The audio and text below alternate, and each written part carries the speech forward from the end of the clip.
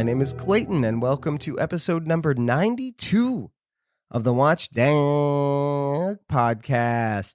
I'm a professional dog runner and watch enthusiast talking to his pals about dogs and watches. How is everybody doing? Thank you so much for listening. You know I appreciate it. 92. Seems like a lot, but that's kind of pathetic, actually. I've been doing the podcast now for over 4 years, and I should be at like episode 210 or something. But alas, we're only at episode 92. But yes, it feels good to be back in a routine, get those creative juices flowing again, release an episode every week. And the best part of being back is hearing from all of you. Got some very kind messages on Instagram. You know who you are. Thank you so much. And a little housekeeping here at the top of the show has to do with communication. Even more options to reach out to the podcast now. So I always encourage everybody to look at the show notes of each episode. If you go down to the show notes now, the very first thing you'll see is a link. It says, send me a text message. That's right. You can text the podcast. It's not my actual phone number. I actually get it through my hosting site, Buzzsprout, but I do get the message. I don't know if I can respond. If I can, I will. I don't think I can. But yeah, it's a really cool way for you to reach out. Sometimes I'll ask a question. Maybe, you're listening and something comes to your mind. Yeah, shoot me a text really quick. Another option I know on Spotify, I'm not sure about Apple Podcasts, but I know on Spotify, you could also leave a comment. So yeah, if you have a quick thought, leave a comment. I'll get it. Again, I'm not sure if I can respond there, but I will certainly see the comment. But probably the most exciting new way for you to reach out to the podcast and a different way for you to consume the podcast, we're now on YouTube. Yep, I was able to share my RSS feed with YouTube. Now, it's not a video of me recording. You don't want to see that anyway. Trust me. A lot of swearing, a lot of mistakes. Maybe you do want to see it. I'll release a highlight reel on YouTube sometime of me trying to record this damn thing. But no, it's really just a static picture of my logo. But yes, I know a lot of people consume YouTube. A lot of watch people, I know anyway, consume YouTube all day. They don't necessarily listen to podcasts on Spotify or Apple. So yeah, this is another way for you to put it in your loop of videos that you watch, and the podcast comes right to you on YouTube now. And also, YouTube comments section, for better or worse, it's a great way for you to reach out to me, and I can definitely respond to you there. So I would love to see your comments if you like the podcast, if you hate the podcast, if you hate my guts, you vehemently disagree with what I'm saying. Put it on YouTube. I think that's probably the best way for us to have a conversation. And also Instagram Messenger, still totally fine for you to reach out. Had a couple new guys reach out this week that I'd never heard from before. Was delightful. Hopefully I have a couple new friends now. So I love that. So yes, a bunch of new ways for us to engage and for you to consume the podcast. Exciting times indeed. Okay, let's get to the main topic this week. So when a brand releases a new watch, close-up zoomed-in photos of said watch circulate around the watch internet. Fratello, Monochrome, you see posts on Instagram, Facebook. If you're in watch chat groups on Discord or Facebook Messenger, we all see these images. And we critique them like we're judges on America's Got Talent or something, right? We look at watches online the way we never really do in person unless you have a jeweler's loop or some sort of magnifying lens. Oh, that watch is way too big. Oh, that watch is way too small. Would look like a child's watch on my wrist. What is going on with that dial? It's hideous. Way too much text on the dial. Not enough text on the dial. Ugh, that watch is way too thick. Be like a hockey puck on my wrist. Oh, that handset is just plain ugly. Oh, I hate the numerals. The numbers are cut off by the subdials. Terrible. The font on that bezel is absolutely atrocious. And one I'm famous for, oh, I hate that 4:30 date window. If you don't know what a 430 date window is, it's one that is placed between the 4 and the 5. Seiko is doing this on a lot of their new dive watches. Now, I know most people don't use these as their sole dive watch anymore. It's mostly back up to dive computers. But to fit within the regulations, every indice needs to be loomed. So Seiko now, on their new releases, if you're noticing, not all of them, but most of them, are putting the date window between the 4 and the 5. We call that the 430 date window. Now, I do not like this, and I do not love the design direction Seiko is going in with this, but I get it, right? It is for safety reasons. It is so they are ISO certified divers. But I complain about this all the time. It's kind of tired now with watch collectors, right? We get it. You don't like the 430 date window. Enough already. I just feel like with Seiko anyway, they don't really look all that good. They look like an afterthought, especially the round one. We call it the porthole. I know Seiko has the round date window on several of their dive watches now. It just looks like they forgot about it. Like the dials went to be printed and, they realized when they got them back, like, oh, shoot, we forgot the date window. And they hire some poor intern to take a hole punch and go through thousands of dials. That's what it looks like to me. It just looks like there's no design forethought put into it. I love a good framed date window, like on the Seiko SJE 093 that was released last year. Beautiful framed date window at the 3, but they put a touch of loom there to still fit in within the ISO certification regulations. I think that looks gorgeous. I think it looks like it was thought about. There's some design there. And I guess that just illustrates the difference between seeing these watches zoomed in 1,000 times versus wearing them and owning them every day in real life. I own a couple watches, or I owned one, and I currently own one that has 430 date windows. I have the Vogard World Timer, the Vogard Time Zoner. Really cool watch. Has a complication where you can rotate the bezel. It has different cities and time zones on the bezel. And when you rotate the bezel, the hour hand moves to tell you the time in that time zone. It's awesome. But it has a 430 date window. Like I said, I do not obsess about the minute details of a watch I own in person. I save that for online only, right? So I do not sit there with a loop and look at the close-up details of my watch. It escaped me for the longest time that this watch even had a 430 date window. And it's not even color matched. This is a like carbon fiber-y kind of dial. It's from the early 2000s. So I guess that was cool back then. It's it's F1 time zoner. So it actually has the cities where all the F1 tracks are to tell you what time the race might be if you're an F1 enthusiast. So it does have that sort of automotive motorsport feel to it. So there's no white on the dial at all, but the date window is actually white. And that's one of the things that bothers me about date windows. I like no date watches, but I do not like when a date window is not color matched to the dial. If you have, like Grand Seiko and other brands do this a lot. I know Grand Seiko has some new releases where they do this. The dial is pink, the indices are steel, and then the date window is white. There's no other white on the watch at all. I don't really love that. Rolex does that. And that's one of the things I really focus on the internet when I'm looking at zoomed in photos. This watch, the Vogard, has that. No white on the dial whatsoever. Maybe a little text, but that's it. You really do not see white when you look at that dial, yet the date window is white. It's at the 430, and it doesn't bother me. Seiko with these porthole 430 date windows and even the square traditional date windows that they have at the 430, they do a pretty good job of color matching. So much so that they just sort of blend in. And you don't even realize there's a date window there in person. On the internet, however, it's an eyesore to me. Another thing I do all the time, and I'll only use myself in these examples. I don't want to offend any other watch enthusiasts out there.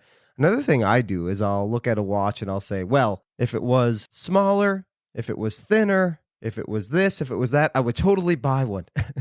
That's like saying to somebody, I would marry you, but you need to change your personality. You need to do this. You need to do that. Basically, you want them to be a completely different person, and then you'll marry them. I'm sure there is another watch out there that fits my exact criteria. So why am I insulting this other watch? Because it's a new release. It's front of mind. Again, zoomed in images are all over the watch internet. And that's why we do it, right? We're the peanut gallery. We feel the need to comment. I feel the need to comment on every new release and why I don't like it. Bruce Williams, famous YouTuber. I don't know if he's famous, but I guess well-known watch YouTuber. He does a series of videos with his friend. I believe his name is Rob. And they were talking about the Kith Tag Heuer F1 that was just released. And they were saying all the reasons they wouldn't buy it. And if it was this, and this, they would. Would they, though? I say that all the time. Tag Heuer is a brand I've never quite jived with. Way back in the day, I didn't really like the logo. It reminded me of Tommy Hilfiger in the 90s, and that's always kind of stuck with me. I've always kind of given myself excuses why I shouldn't buy one. But I really like what they're doing with the Carreras, the Glassbox Carrera, with the date at the 12. I think that's such a beautiful watch. I've actually tried it on and seen it in person. The Skipper, I've also tried it on and seen it in person. Gorgeous watch. I love what they're doing, and I still don't buy one. So I think with me anyway, I can say I want a brand to do this, this, and this, and then when they do it, I still don't buy it. Isn't that weird how that works?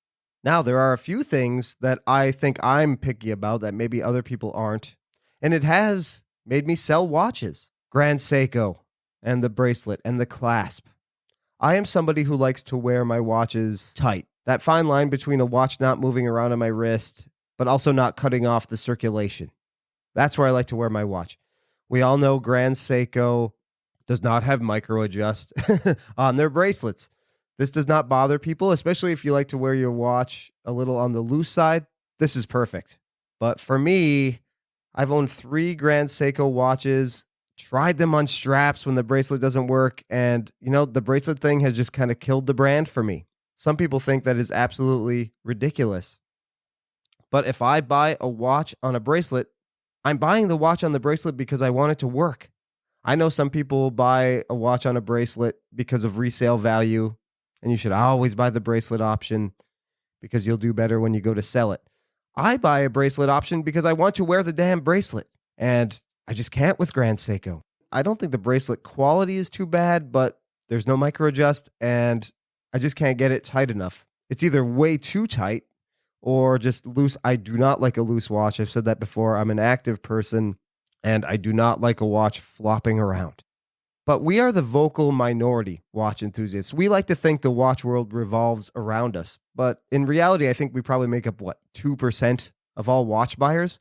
Micro brands will listen to us because I think they are primarily bought by watch enthusiasts. But the big brands, Rolex, Omega, even Grand Seiko, I think to a certain extent, we make up a very small portion of the buyers. Grand Seiko clasps are low profile. And I think for aesthetic purposes and for the flow of the design, they're going to keep them that way. Now, there have been rumblings that they are going to introduce a clasp with micro adjust. That remains to be seen. We'll see about that. But there's just no incentive, I don't think, for them to change the design. Most normal watch people wear their bracelets very loose. I'm actually convinced most non-watch enthusiast people out there don't even realize bracelets can be resized. Do watch spotting next time you're out and about. If you see somebody wearing, a nicer watch, chances are it's going to be loose. I remember my wife and I bought a car, and we were at the dealership, crunching numbers with the salesman, and we probably got a very high interest rate because I was not paying attention to anything he was saying. He was wearing a Rado Golden Horse, I think it's called, and the watch was so loose, it was flopping around. The head of the watch was actually on the bottom of his wrist. It started on the top, and as he was talking and gesturing with his hands, the watch head moved to the bottom of his wrist. It was driving me bonkers. So I think the larger population of watch buyers out there do not stress about these issues like we do. And again, we are the vocal minority when it comes to this stuff. So watch brands are not going to listen to us. The big watch brands. Like I said, micro brands do, because I think we are the main buyers of micro brand watches. Another thing I was very picky about was the Christopher Ward logo. Again, looking at watches heavily zoomed in, I just hated the logo changes. I never thought they looked all that nice aesthetically. I still don't love the logo that they've gone with, the flag, but at least they're sticking with it. And I think it bothered me not only as a watch enthusiast, but as a business owner and somebody who minored in marketing. It just sort of confuses the public to change your logo that many times. And it actually made me question if the brand was wishy-washy itself. You know, if they're this wishy-washy about the logo, what else are they going to be wishy-washy about? It just left sort of a negative taste in my mouth about the brand, and I still really haven't gotten over that. I still don't love Christopher Ward watches, and I think, as crazy as it sounds, it goes back to that logo. Now, I think pickiness is probably a good thing when you're as into it as we are on one level, because it helps keep our wallets in our pockets, right? And now it's easy to buy online. Our credit card information is saved on our phones. In a lot of ways, PayPal makes it really easy. But yeah, it's a defense mechanism against buying every watch that catches our eye. But I think I will use myself again. I probably take it a little too far. I've owned a lot of watches, and now I know what I like and what I don't like. And I am beginning to realize that line between what I'm annoyed with online versus in person. So I thought I'd go over a few things that used to annoy me, that I was really picky about, that I'm not anymore at all, and then a few things that still are really important to me in terms of buying and keeping a watch. The first thing I used to be insanely picky about was lume. I was a lume junkie. If a watch didn't have blinding lume, I wasn't interested. Dress watch with no lume, forget about it. Never. That's for adults. You know what? Lume is cool. I still like it. I'll still take pictures of it sometimes, but it's not a deciding factor in buying a watch at all. And even if a watch has pretty weak lume, I've found when you're actually using it at night in the dark, it's fine. The first watch I ever bought to get me started on this crazy hobby was a Shinola Lake Superior Monster. Now, the lume is impressive, but when I'm testing it, hitting it with a UV light or something, it fades really quickly. I went camping a couple years ago on Isle Royal, an island in the middle of Lake Superior. So I thought it was fitting to bring my Shinola Lake Superior Monster in the woods, in the middle of the night, in a tent, getting up to use the bathroom, i.e. pee outside the tent. The lume was amazing on the Shinola Monster when there's no other light pollution. I mean, you can see all the stars in the sky. You are really on a remote island in the middle of Lake Superior. Complete darkness at night. There's no lights. The lume was amazing. And you know what? I think half the watches in my collection now don't even have lume.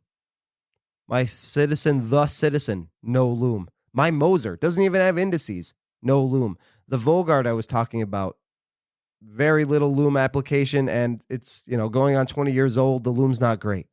So that is just something that's not important to me at all anymore. And I think specs in general are just not that important to me anymore. I started in this hobby watching Jody, Just One More Watch, and he hammers home specs. Has to be sapphire crystal, has to be water resistant, has to have a screw down crown. I see all these people complaining about mineral crystal and even Hesalite, like Laurier, the micro brand. They are going for a vintage aesthetic. So they use plexiglass on their crystals.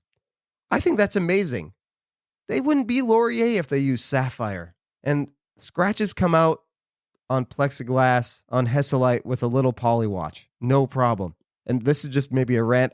I'm not picky about scratches either at all. And I just don't understand when people are, I guess. I realize you're spending a lot of money and you want to keep it looking nice for as long as possible. But this is something you wear on your wrist that's steel for the most part. Can scratch really easily. Just sizing it, you can scratch it. We use our hands to do everything. We bump our wrists and hands all the time. You don't think you do? Wear a watch and be conscious of it. You'll realize how much we're bumping into things. Why would you be into something like that if you're afraid to get it scratched? I just never quite understood that, but to each their own. It's just part of owning a watch, is scratching it up. So that's something I'm not picky about at all, that some people are. In fact, I actually like when scratches show up on my watches because it's not lost on me how expensive these are. If I'm spending, like my Moser, for instance, I spend a lot of money on that watch. I'm happy that it's showing some wear because it shows I'm using it, that money was well spent. Spending that much on a watch and never wearing it, being afraid to wear it, that just doesn't make any sense to me. But yes, like I said, to each their own. I don't care if a mineral crystal, Hesalite, that doesn't bother me at all. Doesn't have to be sapphire. I like sapphire crystals. There is a little added security, but it's not a deal breaker. Power reserve. Talked about this on Watch Soup with Bobby Legs. I guess that used to be a big deal to me. Not anymore. If a watch is 42 hours, power reserve, I don't care. 70 is nice, but I don't really care about that. Water resistance. Used to really care about that. Had to have a screw down crown and 500 meters of water resistance because I might get caught in the rain. I don't care.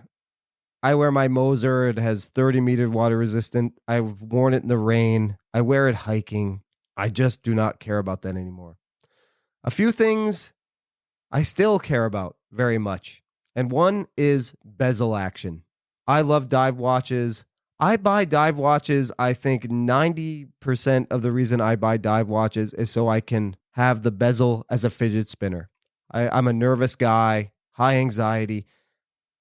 It's my fidget spinner. It's an adult fidget spinner. I constantly rotate my bezels when I'm sitting around doing nothing or whatever I'm doing. I just do it. I actually use them. I time my dog runs, hikes with my dogs, backup timer for the salmon in the air fryer. I use my dive bezels, and that is something I'm really picky about. That's one reason I do not love the Omega Seamaster SMP 300. The scalloped edges make for a bad grip, and then it just doesn't feel premium to me. That is some of the worst bezel action at any price point. I've had $200 dive watches that outclass the bezel action of the SMP. Most people don't care about that. I have a friend who doesn't even rotate his dive bezels. He loves his Seamaster. That's fine. But to me, it doesn't even feel like a luxury watch because I just hate the dive bezel. It's a big turnoff. Bracelets, like I said with the Grand Seiko, are the other thing. I like a good quality bracelet. I do not like sharp edges. Again, I'm going to pick on the Seamaster. I like to wear my watches tight. I've had a couple different variations of the Seamaster, and the edges are just sharp. And they leave hot spots on my wrist because I like to wear my watches on the tight side. I've had watches with no micro adjust that have worked fine. Grand Seiko links are large, so it's just hard to fine tune that fit, even with half links. For me, for my wrist, I have a very round wrist, so I just find it immensely difficult. So much so that I'm turned off from Grand Seiko. Cartier Santos, very small links. No micro adjust at all, but I was still able to get a great fit. I have the Citizen watch. Kind of the same bracelet, same exact clasp almost as Grand Seiko, but the links are smaller. So I'm able to fine-tune the fit. Whether it be in the winter or the summer, it wears just fine. I have not had to switch out the links. So that is one thing I'm just picky about. I know some people like Pete McConville, my buddy, thinks bracelet is just an afterthought, not a deciding factor at all when contemplating buying a watch. But for me, it's still a very huge deal. And the other one I'm really picky about is crown action, believe it or not. Winding. I love like my Rolex Air King, even the Moser, but I think the Rolex even feels better. Winding the crown, smooth. It just feels luxury. It feels quality. Rolex, Moser, even Omega winding is really nice. On the Seamaster. The Speedmaster, I thought it was terrible for a manual wind watch. That's probably the number one reason I sold the Speedmaster. The crown is small, and the winding, it just fought you. Like, this is not ideal for a watch you have to wind every single day to keep it running. And that was my issue with Spring Drive, actually. believe it or not. Feels like it doing something when you're winding it. I thought it felt a little gritty. My first Spring Drive watch, I thought it was broken. Really terrible. Feels like a Miyota 9015 that needs a service. But no, I quickly realized that that's just how Spring Drive feels. And I think you either love it or you hate it. And this is me getting really deep in the woods, but these are the things that matter to me. So are we too picky? Am I too picky? Probably yes. But I think it actually saves you from not buying every watch that catches your eye and then not turning around and selling the watches you buy right away, because you know what you like, you know what you don't like, and then you can make informed purchases that way. And then it just illustrates the importance of getting to try these things on and maybe not buying blindly. I think if you're familiar with a brand, you can sort of buy blindly based on having tried certain watches on or maybe owning other watches from that brand. But gosh, if you can, I highly recommend getting out there and trying these on. If you live near authorized dealers or you can go to some watch shows, it's so important to save yourself the headache of having to sell a watch because it doesn't work for you when you get it. Yeah, that's it. So please share with me. How do you feel? Am I crazy? Am I way too picky? Are you way too picky? Do none of these things bother you? Are you offended by some of the things I said here today? Let me know in all the ways I talked about at the beginning of the show. Send me a text message. Leave a comment on Spotify. Leave a comment on the YouTube channel. I will put a link to that in the show notes. Of course, links to all of these things we talked about in the show notes. Thank you so much for listening. It's so great to be talking with you again. Can't wait to catch you on the next episode of the Watchdog Podcast. See you later.